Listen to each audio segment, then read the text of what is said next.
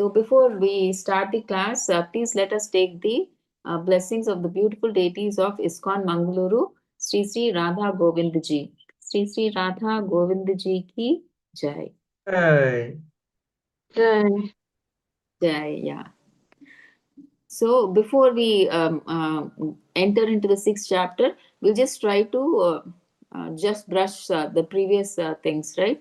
What is preface? So Srila Prabhupada gives us a history of the nectar of devotion and describes its purpose to educate and elevate everyone to the position of pure devotee and to explain the concept of bhakti rasa. See, although all of us may not, we are now neophyte devotees, so we may not be on that level of pure devotee, but the acharyas, they want us to know how it is to be on that pure devotional stage, how it is to be a pure devotee, what are the qualities, what are the qualifications required, and is there any, I mean, how are the symptoms of a pure devotee? So all those are being said here, right? How we can reach, how we can become a pure devotee. So all those are discussed here. Though we are neophytes, we don't know how it is to be a pure devotee, but we have to know, like like how is a pure devotee, right? At least we have to know. Though we have not become pure devotees, we are neophyte devotees. We have to know, right? So that we at least have an idea, so that we can at least do something, so that we can reach there in the near future. Okay. So, Bhakti Rasa is the spiritual pleasure of devotional service which one can taste by being trained in the science of devotional service. So, that is what was talked in the preface. In introduction, we saw Mangalacharan and definition of pure devotional service, and the author invokes auspiciousness by establishing Krishna as the objective of the book, by offering obeisances to the Lord, his Guru, and the Vaishnavas, and by offering benedictions. After giving an overview of the whole book, he gives the definition of pure devotional service, which is the thesis statement upon which the entire nectar of devotion expands. So, in chapter 1, we see what are the characteristics of pure devotional service. So, pure devotional service is so sublime and satisfying that the devotees engaged in Krishna's service don't want anything besides that service. They don't even want liberation of Salokya. Okay, they don't want liberation of they don't want those five liberations also. So pure devotional means we all have to remember only one thing, not even liberation, only pleasing Krishna. Pure devotional service to Krishna, no other intention, only to please Krishna, to serve Krishna, that's all. Okay, and chapter 2, principles of sadhana bhakti. The three categories of devotional service are described with particular emphasis on sadhana bhakti. Okay, so we all come under that sadhana bhakti because we don't have direct love initially, like the Brajvasis. So, first we have to go through we don't have love for Krishna. So, that is, we have to reawaken that dormant love by doing sadhana bhakti, by chanting, by reading, by hearing pastimes of Krishna. Okay, so the three categories of devotional service are described with a particular emphasis on sadhana bhakti. One's eligibility for practicing sadhana bhakti is attraction to pleasing Krishna. So, what is the main principle of sadhana bhakti? Is always remember Krishna and never forget Krishna. So, whatever we are doing, we should always, in whatever work we are in, we always remember Krishna. We never forget Krishna. And chapter 3, what is the eligibility for accepting devotional service? Okay, the first prerequisite is for beginning devotional service is attraction. How do we get attracted to bhakti? By the mercy of a pure devotee. Otherwise, we people are so much attracted, be so dragged in material attraction. How do we get attraction for devotional service? It is not by our endeavor. It is by the attraction of a pure, it is by the mercy of a pure devotee that we get attracted to devotional service. So it's all the mercy. See, in bhakti, whatever we are doing is not by our endeavor. Please never think that, oh, I have got a taste for chanting, I have got a taste for reading. No, it is because of the blessings of the devotee, mercy of the devotee. They are praying for us to progress in bhakti. That is why we are able to move forward in bhakti. Anything and everything is is because of the mercy of Krishna or Chaitanya Mahaprabhu, Nityananda Prabhu, Radha Rani, Guru Maharaj, okay, Srila Prabhupada, and the devotees. Their prayers move us forward spiritually, right? And advancement in Vaidhi sadhana bhakti depends on one's level of faith and knowledge of the scriptures. And the second most important thing is you should have faith that Krishna is the supreme personality of Godhead. Without that faith, you will fall down in bhakti. Definitely, you will fall down in bhakti, right? So, you should have that faith that Krishna is the supreme personality of Godhead. Then you will be steady in your sadhana. Otherwise, you will think, okay, okay, I don't believe Krishna is the supreme personality of God. He's one of the demigods, or he's like a normal human being, or one just one supreme personality, like one famous personality, and then you don't take it seriously. That's why you drop down in bhakti. One day you do 16 rounds, one day you do nothing, one day you do 2 rounds, right? So you don't do anything. So faith and knowledge of the scripts, and knowledge is also very important. Otherwise, you become sentimental in bhakti. When God gives you troubles, you think, "Oh Krishna, I've done so much for you, and you have given me so much troubles. I'm going away from bhakti." So that's why that knowledge is very important. So when you have that knowledge, you will understand that why Krishna gives troubles or why we get troubles. Some we understand that it is because of our karma that we are getting troubles. It's not because we have taken Krishna consciousness. Okay, the way we think, the understanding will change when you get the knowledge of the scriptures. Because this world is basically it is dukkhalayam ashashvatam. It is a place of dukkha. You can't expect happiness here, right? Even if you come to Krishna also, you have to finish your karma. Maybe Krishna, 100% of that bad karma, because you are doing Krishna consciousness, he may reduce it to 10% or 20%. That 20% also we are not able to take it. We go to Krishna crying, "Oh, I'm doing so much bhakti. Why are you giving me so much pain, Krishna? You please take away all the pain." Does anybody go to Krishna and say, when he gives happiness, "Why are you giving me so much happiness?" Then why do you complain when Krishna gives you? I mean, it's not Krishna, it is your karma, which even, in fact, Krishna reduces it from 100 to 20%. That also we are not able to take. So when we don't complain, "Why Krishna, you're giving me so much happiness?" Why do you complain? Why do you give me so much trouble? So we have no right to ask actually, right? So it's our own karma that is coming back. And but because we are doing Krishna consciousness, the Krishna takes reduces the pain so much to 20% from 100%. That also we are not able to absorb. Okay, so we need faith and knowledge in the scriptures. So when one is free from the bodily concept of life while having the exclusive desire to serve Krishna, he is qualified to practice pure devotional service. So we should try to understand that we are not this body and we are the soul. So when we understand that we are the soul, then we understand what is the swarupa of the jiva. Jivera swarupa hoy, Krishnera nityadas. So then we understand that the duty of the soul, the swabhava of the soul, the nature of the soul is to serve Krishna, and it is an eternal servant of Krishna. Right? When we understand we are not the body, we are the soul, then we understand what is our duty. Okay, so then we do pure devotional. When then there is a chance that we do devotional service to Krishna, right?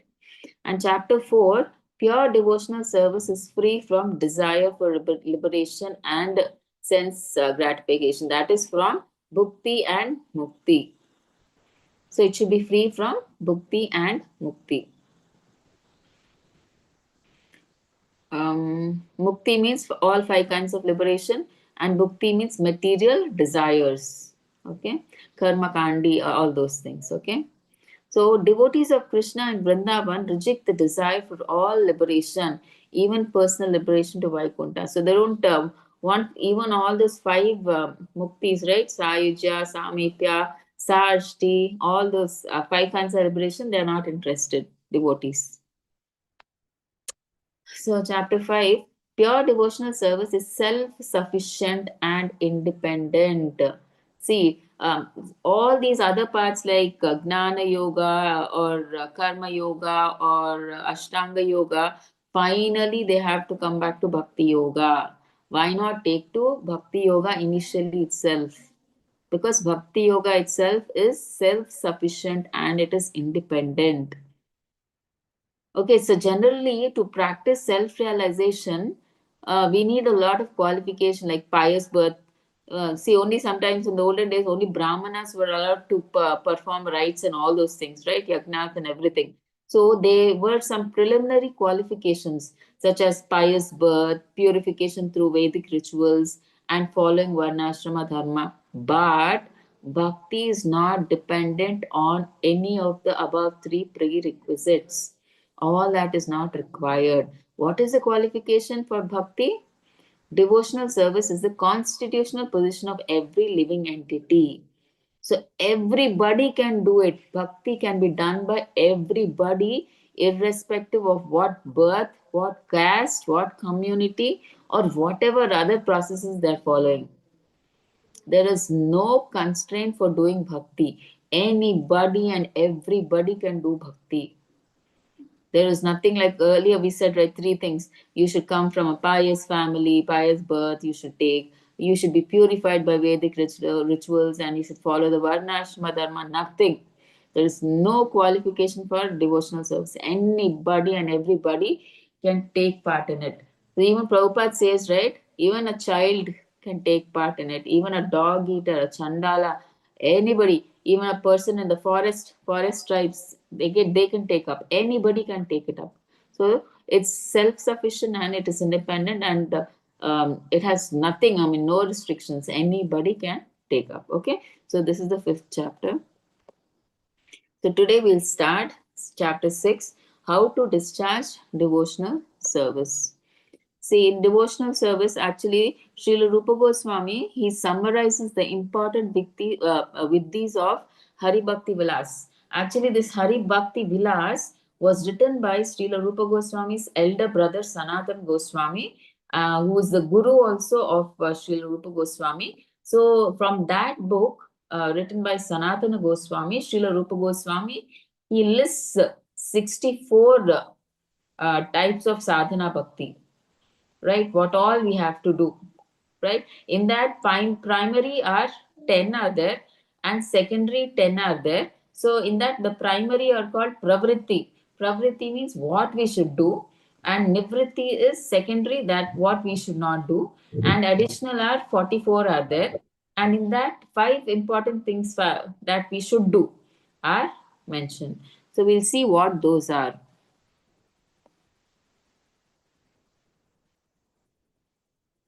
Okay. So, how to discharge devotional service? 64 practices are there.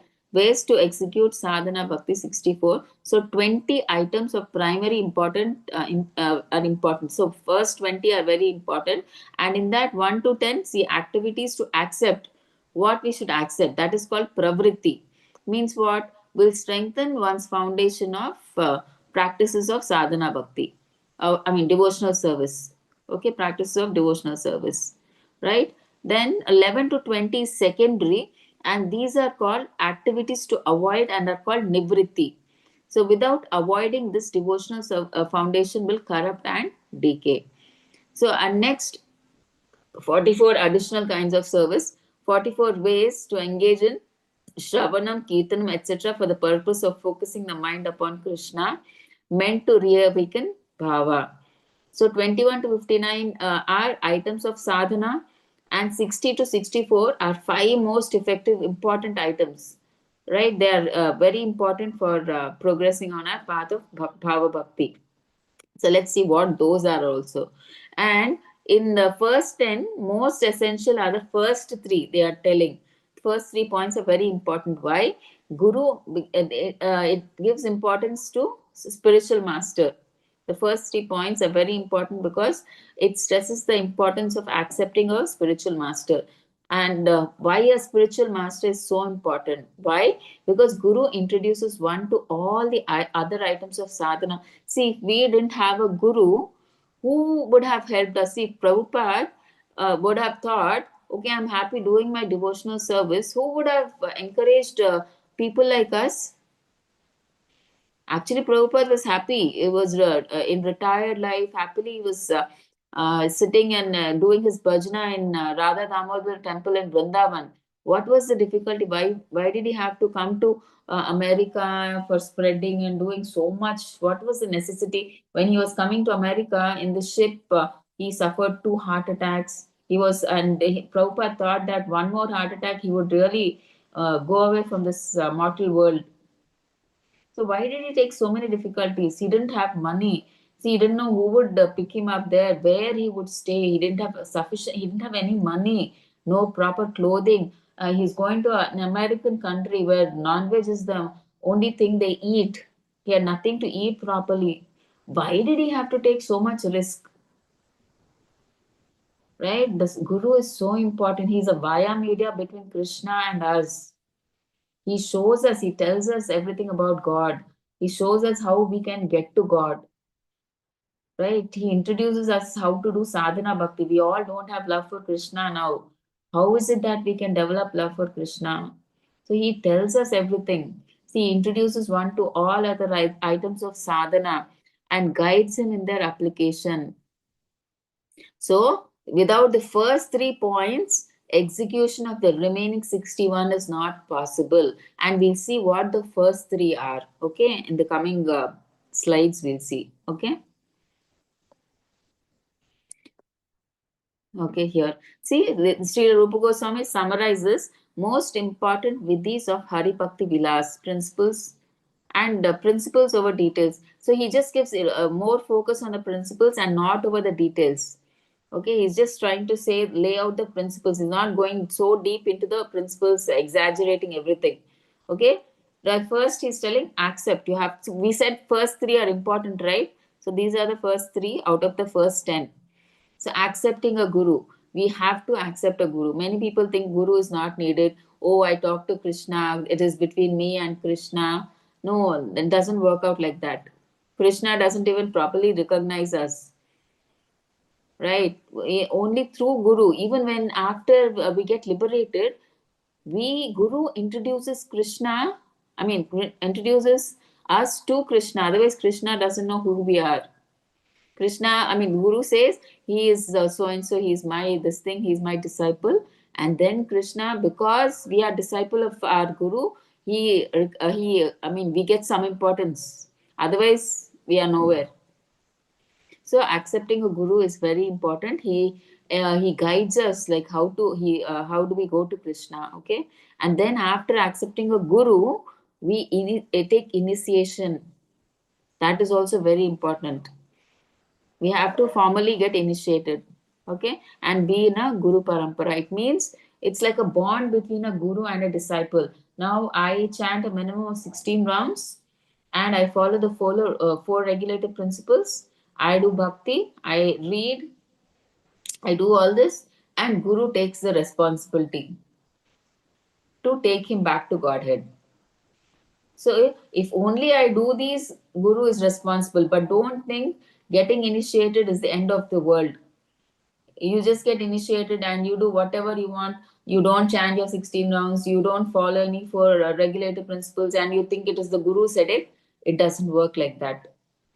It is a bond where you write to Guru Maharaj saying that, okay, Guru Maharaj, now I do a minimum of 16 rounds. I will follow these regulative principles. I will try to read. I will try to hear. I will try to do devotional service. It's like a bond. If that bond works out, then Guru takes the responsibility of taking you back to Godhead. If not, no. That it becomes a tone. I mean, like it's not valid otherwise. Okay. And next, third point, obeying with faith. You have to have full faith in the Guru.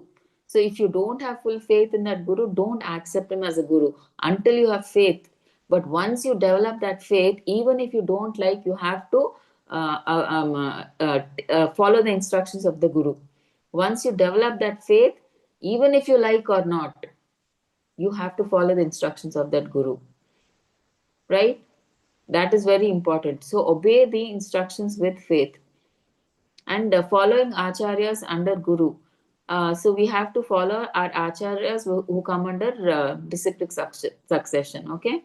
And inquiring from guru, and we should inquire our questions from guru in a humble way, not just that you want to prove your intelligence. Oh, how intelligently I'm asking questions, what brilliant questions I'm asking my guru. My guru, will he, I don't think he'll be able to answer. Not like that.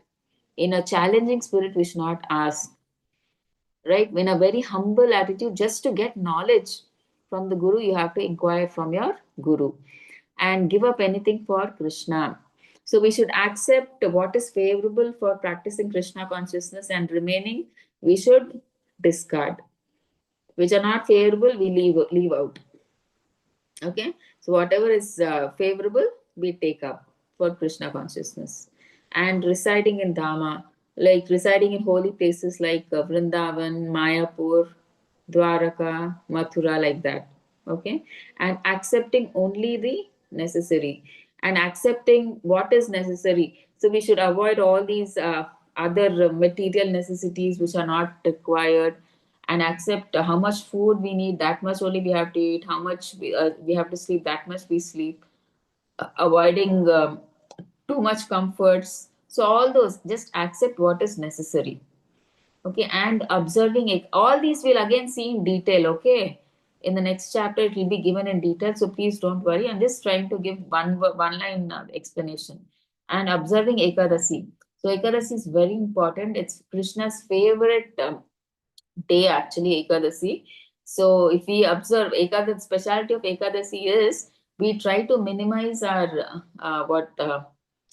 tendency to eat, and then we do more of sadhana, right? Because most of the time goes generally for ladies to cook, in cooking itself. So on Ekadasi, what do? They skip this cooking so that they can spend more time on bhajana, more of chanting, more of reading, or more of seva, or more of hearing. Okay, so that's the specialty of Ekadasi. We do more bhajana than more of eating. Okay, and worshipping Tulsi. So we try to worship. Actually, when they say worshipping Tulsi, they were meaning to say worshipping. They were giving about the banyan tree and the amalaki tree. So we try to worship these uh,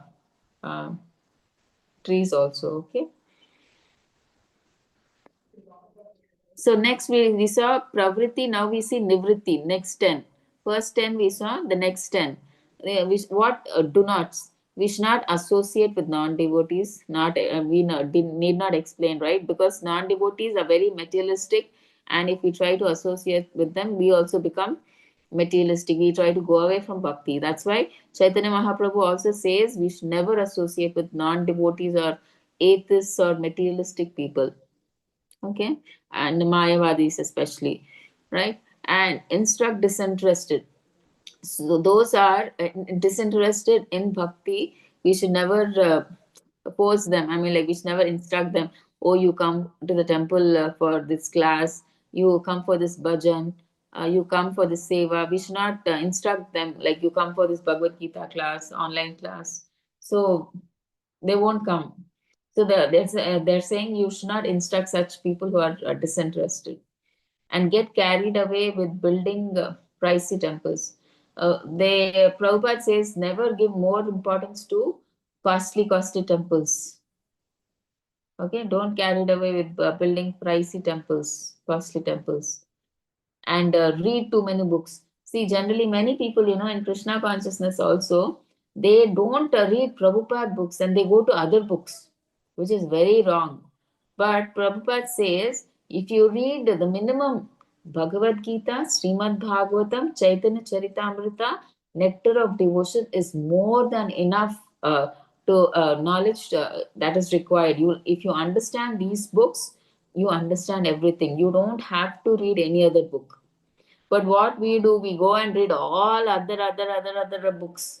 Our mind is not Oh, what is Bhagavad Gita is so basic, but we don't understand the Bhagavad Gita anything only.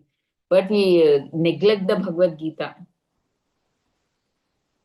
Many of us have a what do you say low corner for Bhagavad Gita, but Bhagavad Gita is the main thing. I mean, though it is the ABC of Bhakti, if you don't know the ABC and then you go to Srimad Bhagavatam, what will you understand Srimad Bhagavatam?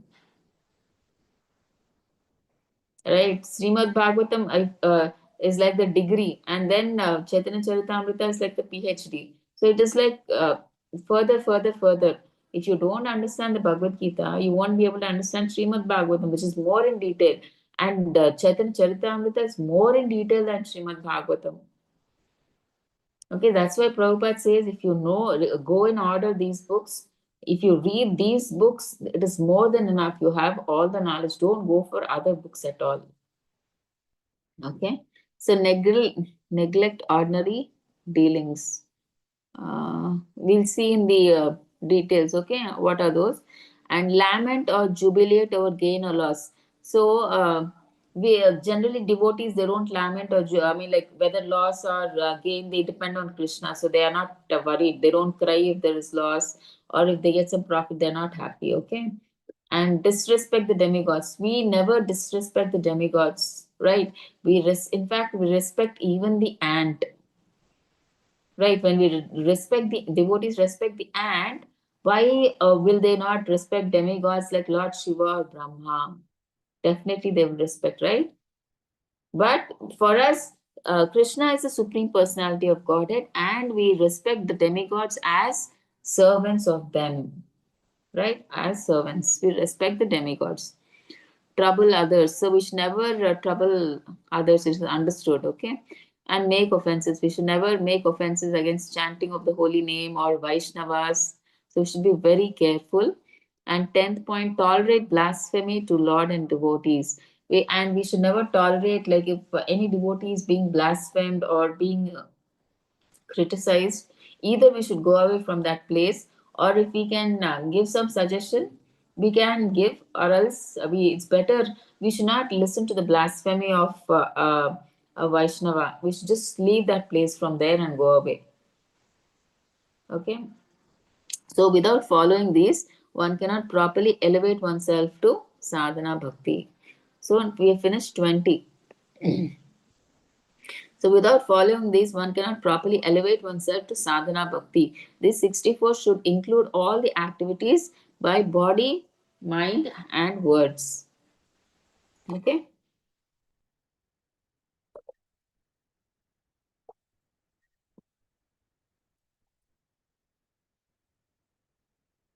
So it's just not by the body that we do all these 64 items, 64 services, which it should include our body, mind, and words. Okay, and Srila Rupa Goswami in his Bhakti Rasamrit Sindhu says, Shruti Smriti Puranadi Pancharatra Vidim Vina Aikantiki Harir Bhaktir Utpatayaiva Kalpate. What does this mean? Bhakti Rasamrita Sindhu purport is that to become a devotee, one must follow the principles laid down in Shruti and Smriti.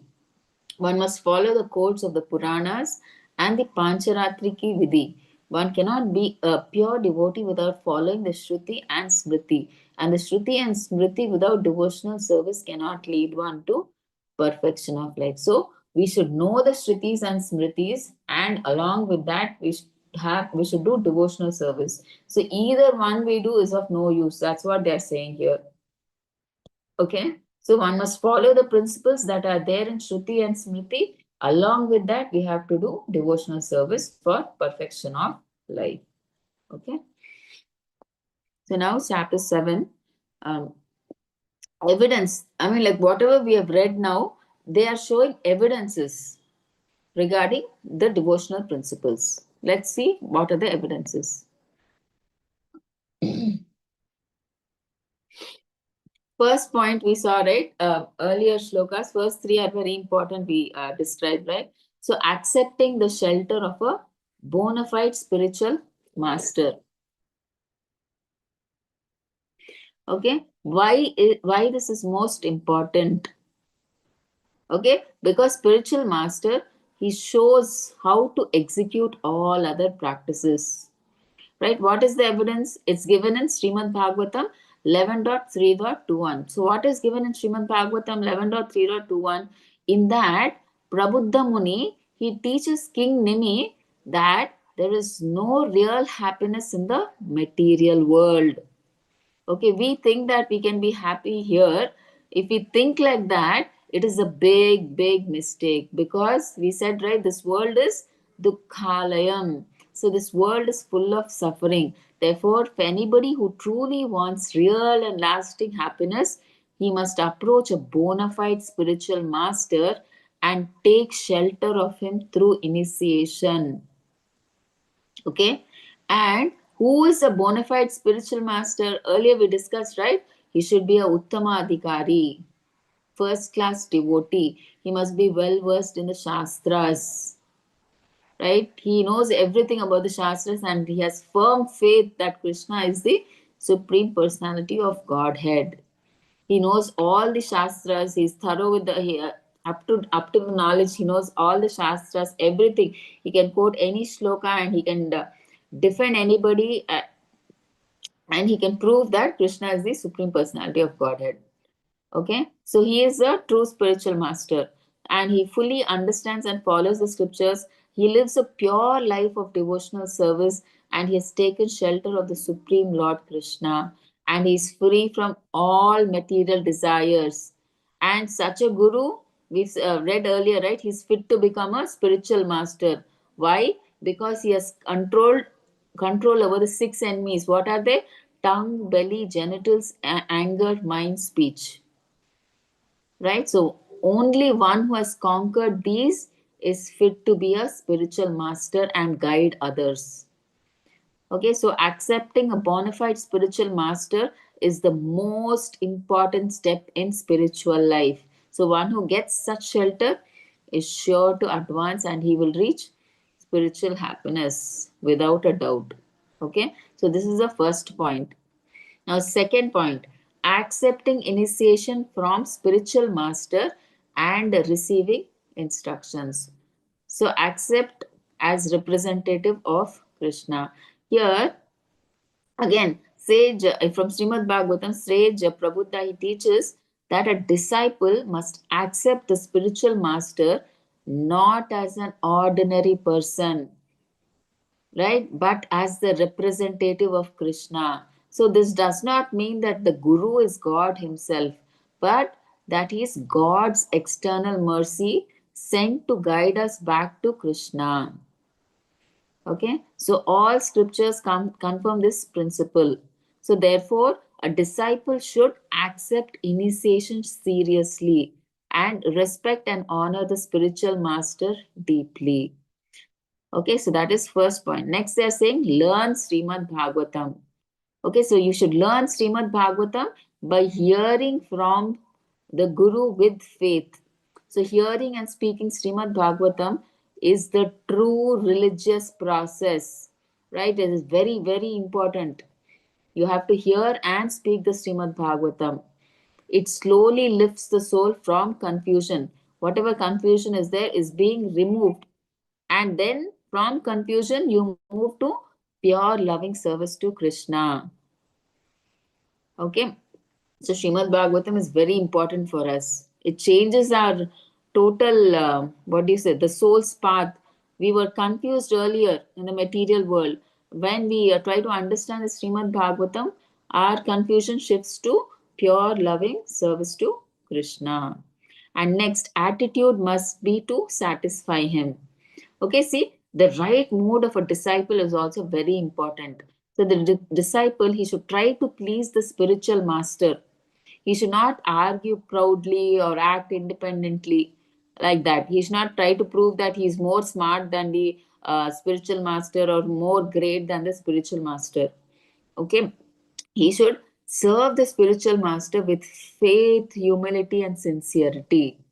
So, when a disciple has strong faith in both Krishna and the spiritual master,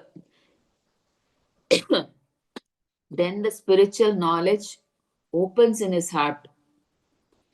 Okay, so Rupa Goswami also says in the purport, see, nothing remains hidden for such a faithful soul who is very humble, who respects his spiritual master. Knowledge flows from the spiritual master to that devotee. See, in fact, what does Krishna say? Krishna says 50% of the knowledge is there in the books. The remaining 50% I have hidden in the heart of the Guru. If you can please the Guru, the remaining 50 will be transferred from the Guru to you. Otherwise, it is just 50% that you get through the books. So it's very important to be very humble in front of the Guru and accept his instructions and follow what he says. Okay, that is very important. So, by sincerely serving and obeying the spiritual master, Krishna reveals everything from within, and our spiritual life becomes very clear and it is successful. Okay, this is the second one. Let's go to the third one.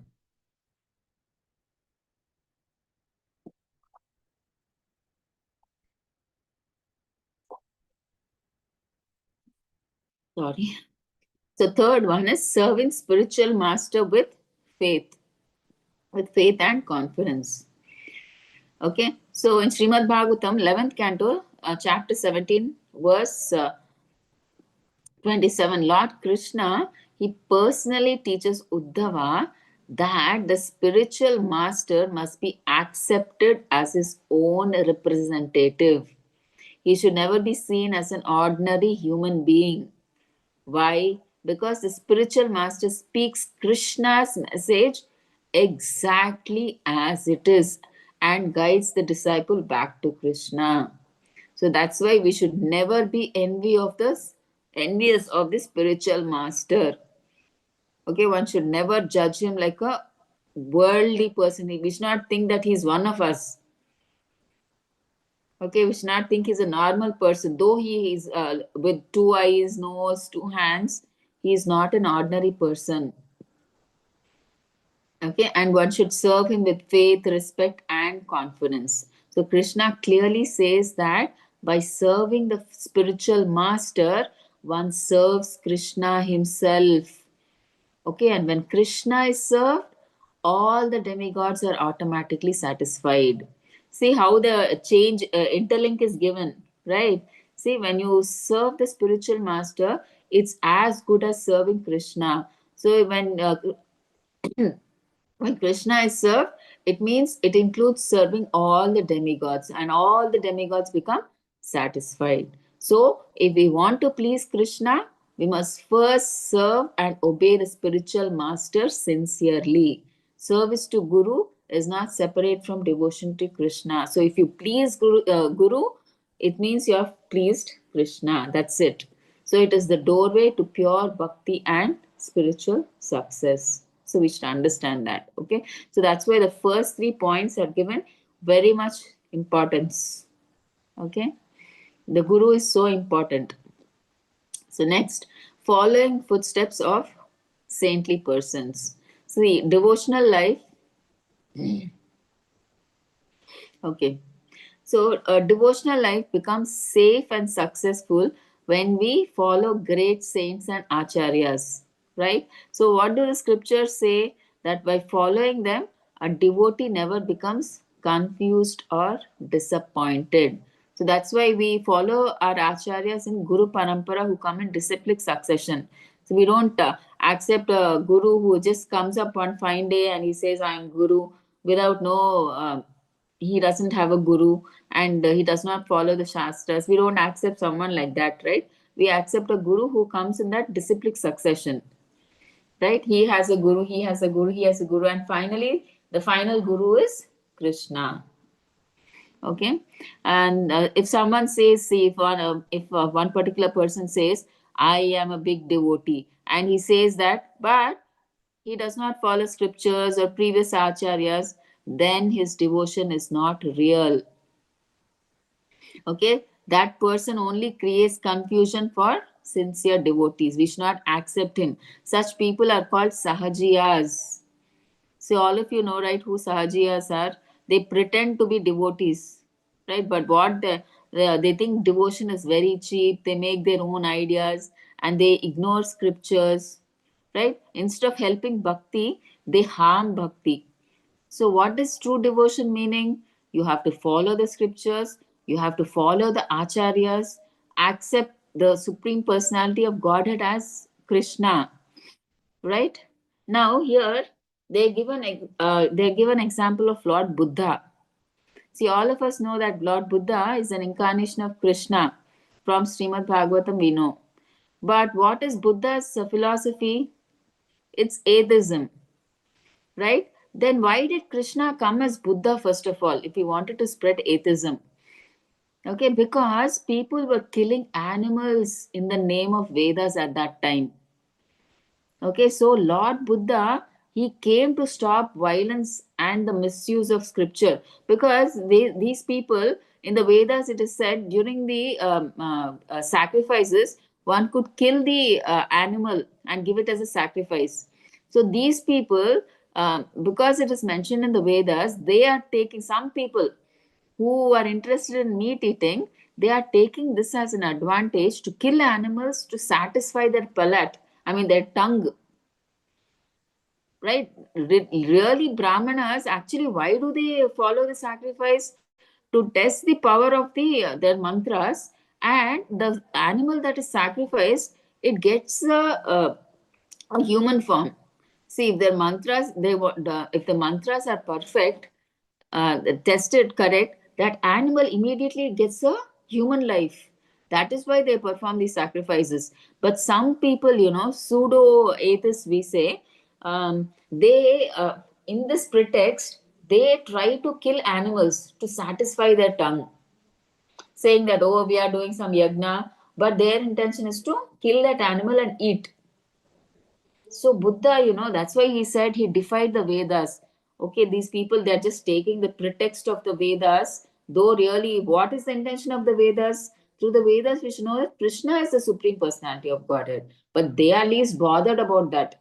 For them, Vedas is just, they want to satisfy their tongue by killing that poor animal and eat.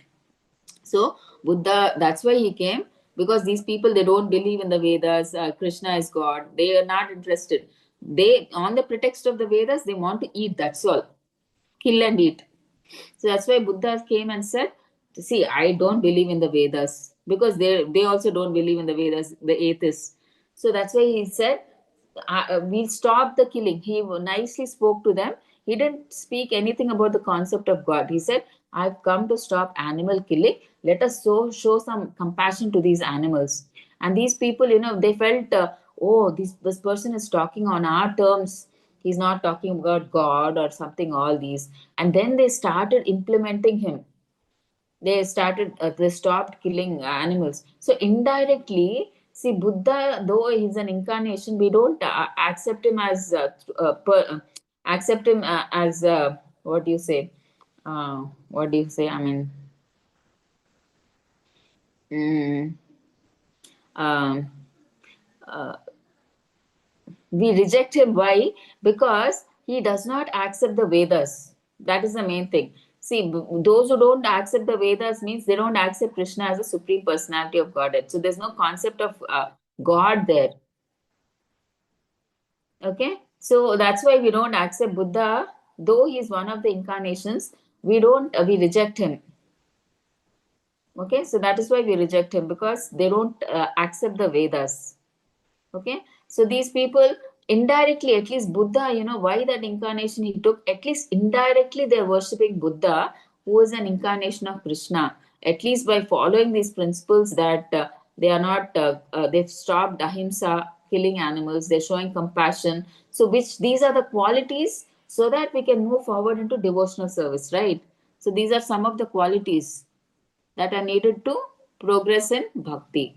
So they are developing that qualities by following Buddha, who is an incarnation of Krishna. Okay.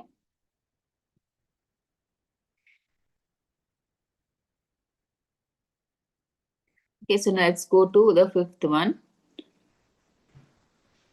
Inquiring about religious principles. So here, eternal religion means what?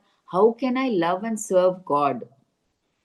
Okay, when the desire is sincere, God at once helps, right? He gives that desire. That's if he really has that desire to serve Krishna, he gives that instinct. I mean, like he gives what do you say? Um, he gives opportunities to serve him if you really have that sincere desire to serve him. Okay, so next sixth. Sixth is like we can understand prepared, one who's prepared to give up material enjoyment. Okay, so when someone stops running after all these worldly pleasures and starts serving Krishna with love, okay, obviously Vaikuntha is already waiting for him, because when he develops that love for Krishna and he is away from all the material sense gratification, it means already he's in Vaikuntha, though he's in the material world, right? And after liberation, obviously he'll anyway go to Vaikuntha. Seven, residing in a sacred place. Okay, so the first is they're talking about Sarupya Mukti. So in the Skanda Purana, it says that a living entity who stays in Dwaraka even for a short time is very powerful spiritually.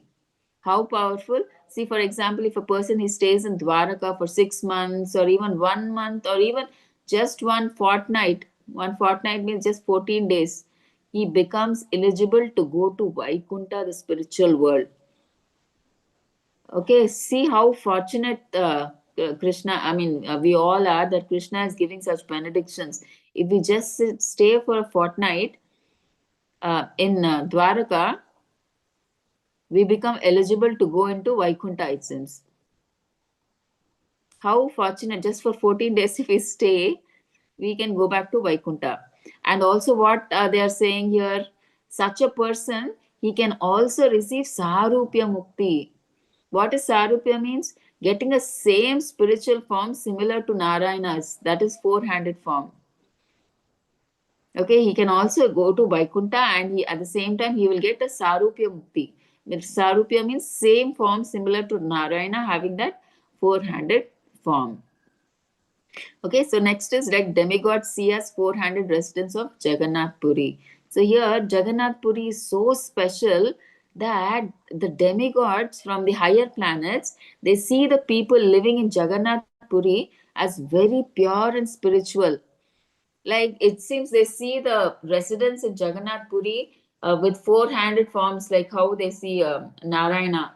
I mean, it means when they say four-handed form, we should not literally understand that the residents in Jagannath Puri are having four hands. It means to say that they're so pure and spiritual, like the people in Vaikuntha who are having four-handed forms. Okay, so the residents in Jagannath Puri are so pure and spiritual. Okay. And next, they're talking about Ganges sanctifies fully.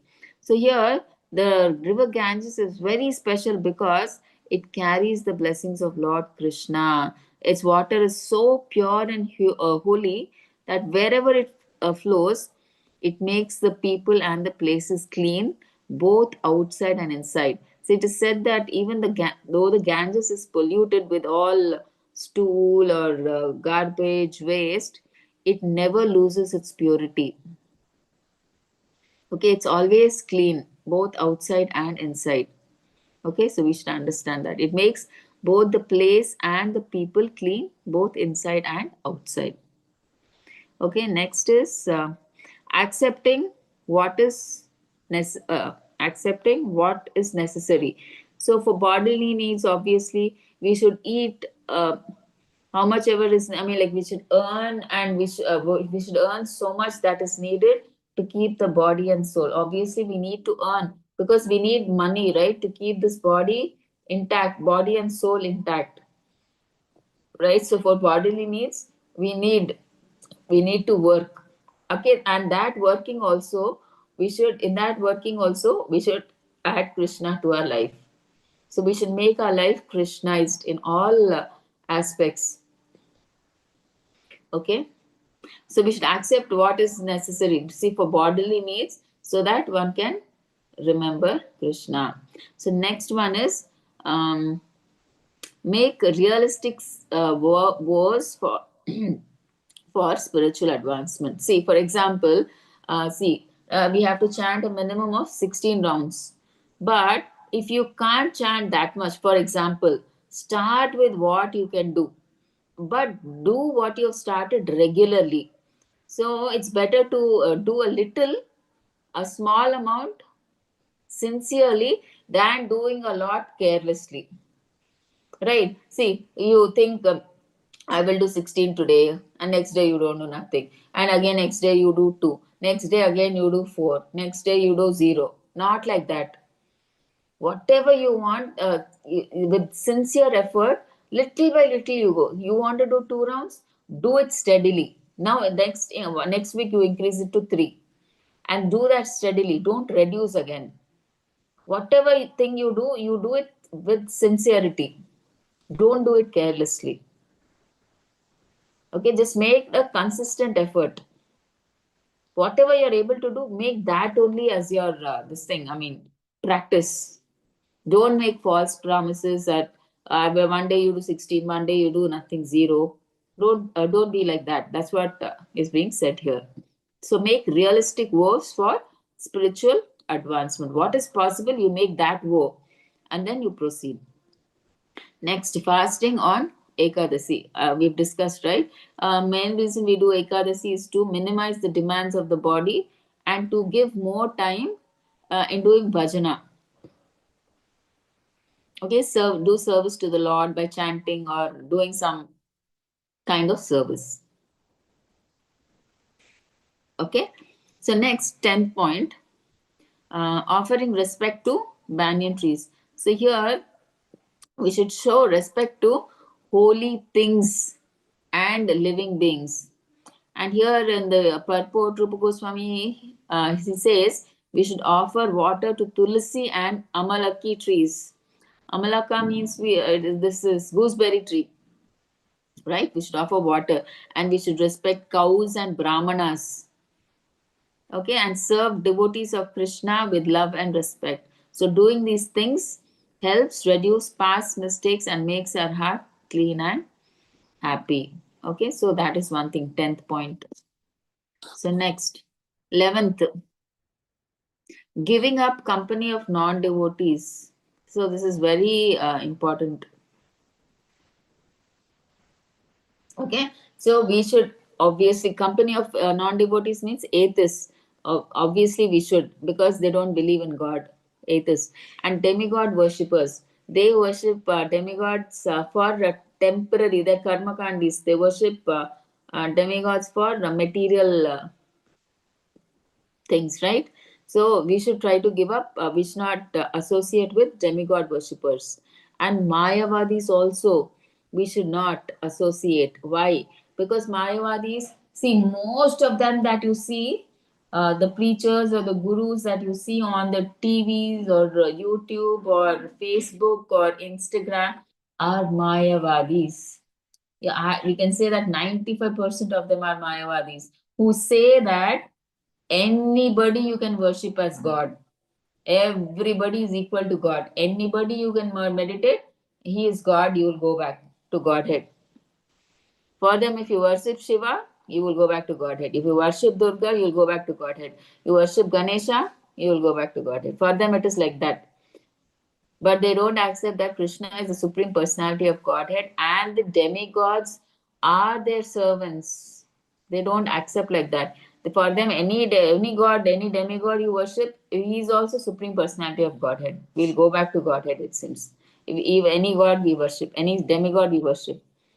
So that's why Chaitanya Mahaprabhu, he says you have to give up the association of non-devotees, especially Mayavadis. Chaitanya Mahaprabhu says should avoid the association of non-devotees.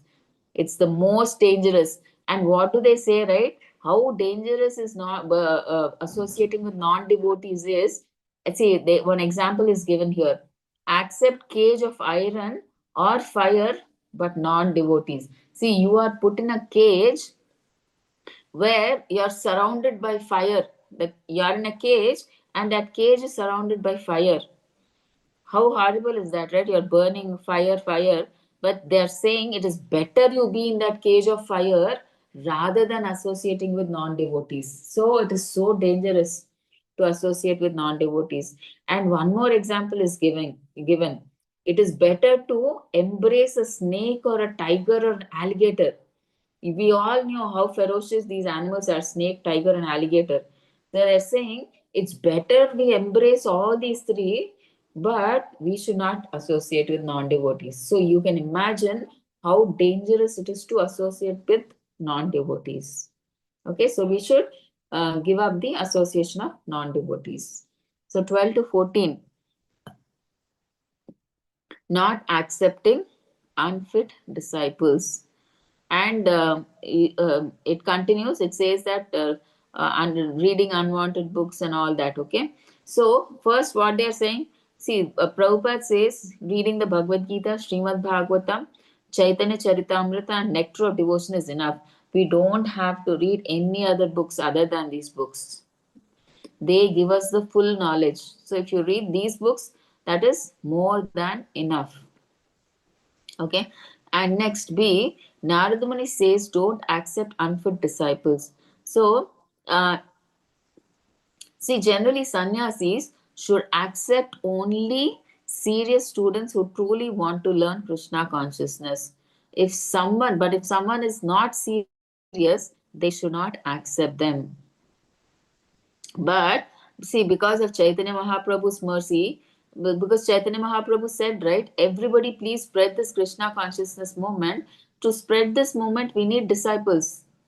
And what can the sannyasis do? Obviously, that's what Prabhupada did, right? He had to spread this preaching movement. So that's why when he went to America, he had to take everybody, whether they were do initially they were following the rules or not, but still he gave them initiation, and then he told them the rules. This is this you have to follow, like that. He had to make disciples even before they even practiced um, some rules and regulations.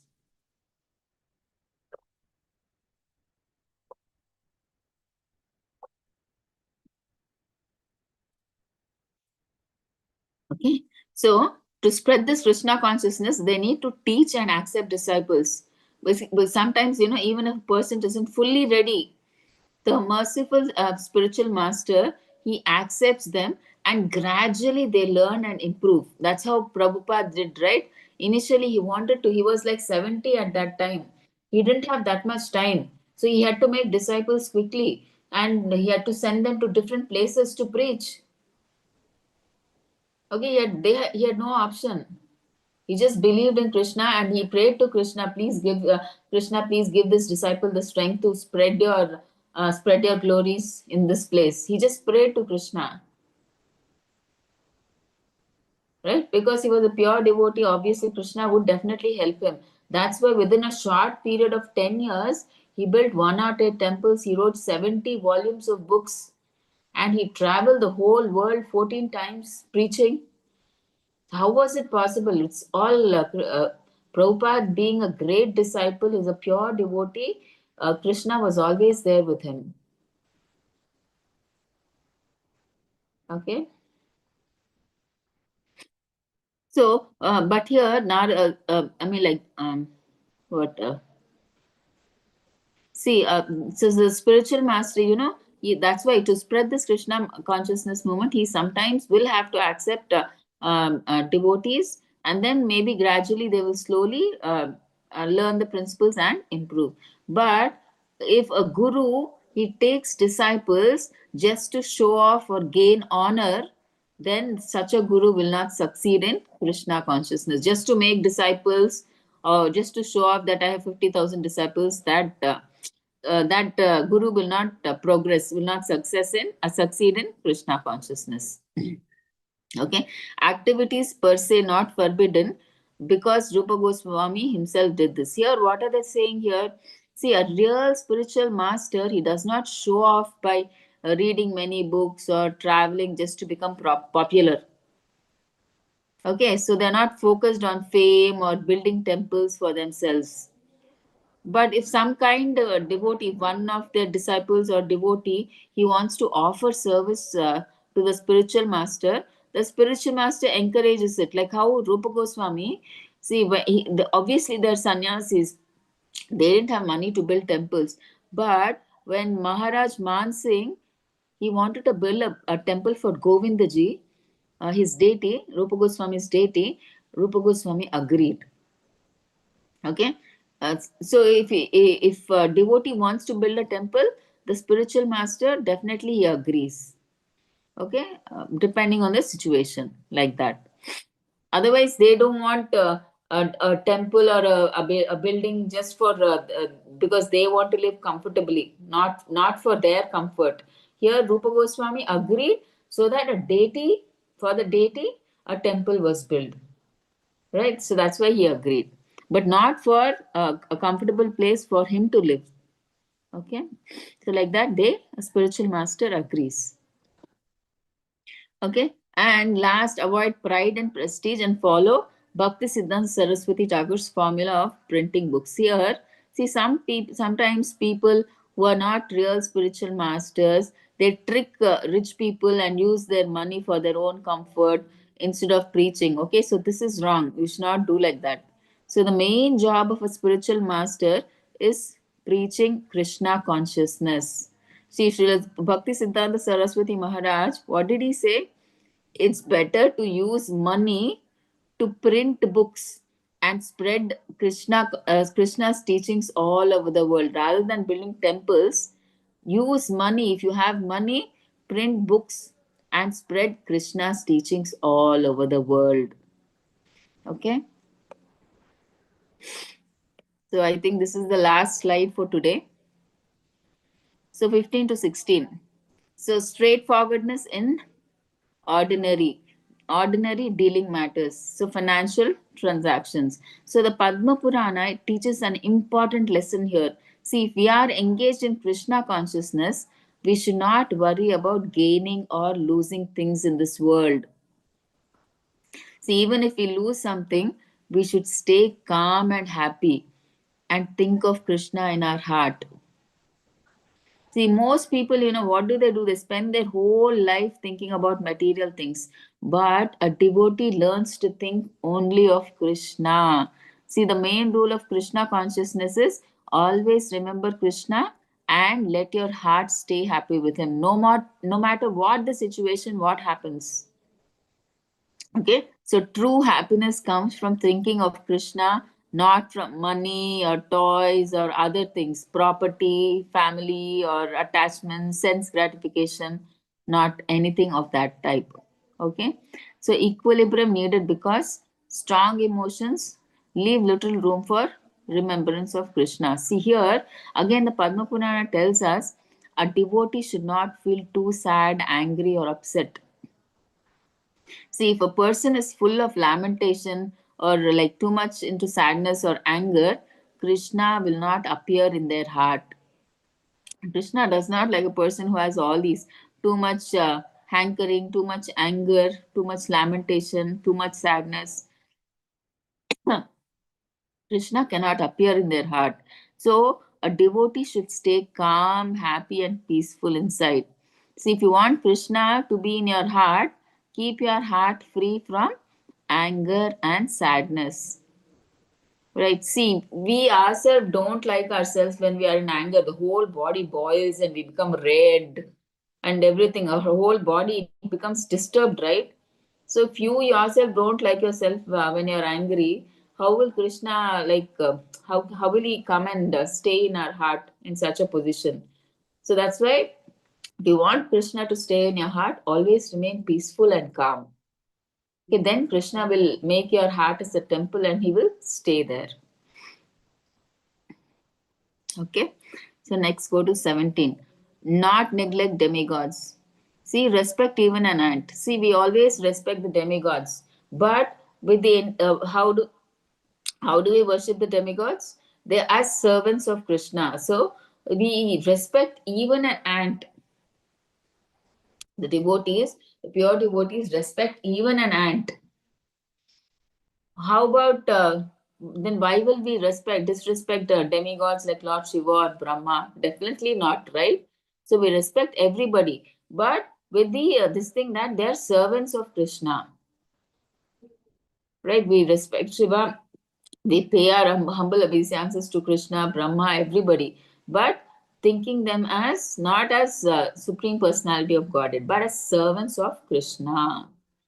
Okay, so Purusha, so Krishna is worshipable, right? He is the supreme personality of Godhead, and demigods are his servants. We respect them as servants of Krishna. So we should worship Krishna alone as the highest. Okay, but this does not mean that we should disrespect the demigods. The demigods are servants of Krishna, so they should be honored and respected. Many people, they think, right, ISKCON, they don't respect other gods. They this is a wrong notion. We only respect Krishna. That is what they think. No, it is wrong. That is wrong. We respect all the demigods, but with the intention that they are servants of Krishna, right? The Krishna is the supreme personality of Godhead, and the demigods are servants of Krishna. That's how we give them respect. But we don't think the demigods are themselves are the supreme personality of Godhead. We don't give them respect on that stage. That respect only goes to Krishna, who is the supreme personality of Godhead. But we respect them as servants of Krishna. Okay, 18. Not giving pain to any living entity. It if treats all children will be favored by Supreme Personality of Godhead Mahabharata. Okay, so in Mahabharata it is said that, see, a good person does not hurt anybody, even by actions, by words, and not even by thoughts. Okay, he treats everyone kindly. Just like a loving father, he cares for all his children, right? So his heart is clean and full of love. So such a person quickly becomes dear to God. Okay. So next, never supports slaughterhouses. See, now in such a civilized society, we see people, they loudly speak about kindness to animals. They give protests and they raise boards and everything. They say, don't kill animals, don't kill animals. But at the same time, we see slaughterhouses are increasing day by day, every day. So what they are saying, they're saying cut down slaughterhouses, but we are seeing more and more slaughterhouses are coming up. So it looks like a contradiction. But a Vaishnava is never like that. He never supports slaughterhouses, and he cannot tolerate unnecessary killing. Why? Because he sees every living being as a soul who is part and parcel of Krishna. So real compassion is just not talking. Real compassion means no violence, no killing, and no pain to any living being, because every living being belongs to Krishna. They are part and parcel of Krishna. Okay. So, with this, we complete chapter 7, and we'll try to take up 8 in the next class, and then maybe we'll continue 9 also. Okay, so we'll stop here.